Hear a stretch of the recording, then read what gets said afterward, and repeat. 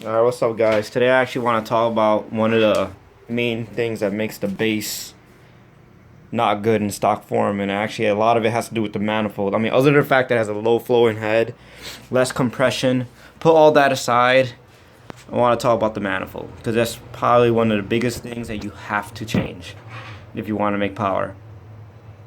Alright, I don't have a stock base manifold, but I have a 4G63 manifold here. I mean, I'm not going to say it's 100% similar in design, but you'll get the idea. Alright, this is a RBC right here, right? If you look at it, short runners. It has no overloop, doesn't loop around. Basically, goes straight into the ports, right? So, I don't know if you guys can see that. And if you look at this 4G63 manifold, I don't know if you can tell the way where the throttle body starts, and look how long the runners are. You see that? It's also one of the main reasons why the base model stock form, when you boost it, it makes a lot of torque.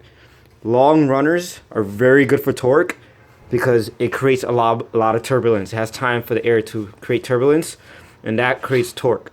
Well, I don't know if a lot of people know that. When you have a short runner, it creates a lot of velocity, which makes more horsepower, but you usually trade off of losing some torque. So that's probably one of the big reasons why the base, that is one of the biggest reasons why the base does not make a lot of power stock. And like the second you change the manifold and get it tuned, you instantly gain like 20 horsepower almost. 15 to 20 horsepower just by changing the manifold.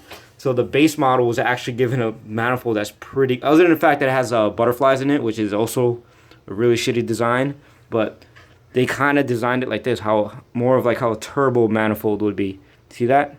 And then here's more of like how all motor manifold should be. Short runners, straightforward. It does not disturb the airflow. And here's more of a turbo, and you get a lot of torque. That's why a lot of turbo cars have a lot of torque. Creates turbulence, guys. So if you're a base guy out there and you really want to make cheap, easy power, you pick up a RBC. Obviously, you need K-Pro. Install it. You can just change it. Do the AFRs yourself. It's not that hard. Look into some DIYs and that. There's a whole bunch out there. There you go. That's your extra 15 horsepower. Just change the manifold, guys. That's the biggest thing. A lot of people don't realize it. Forget about the head, doing head swaps, all this kind of crazy stuff. Obviously, changing the cams, but we'll get into that in a different video. But if you want to make cheap, easy power right off the bat, if you know you're going to have K-Pro or you already have, the manifold is a great place to start, guys. You're going to see a huge power increase there. And you don't need a Type S throttle body, guys. This is a Type S throttle body right here. You don't need one. I think you gain like probably an extra 5 horsepower or a little less than that, to be honest. More than anything, you gain throttle response. You don't have to do this. But honestly, I do recommend it just because fitment is better with this throttle body. So, guys, RBC, don't stick with the stock design. It's not good for horsepower. You know, we have, you know, 2 liters, man. We're not going to make torque regardless, to be honest. So, it's not like, you know, it's the end of the world, you know.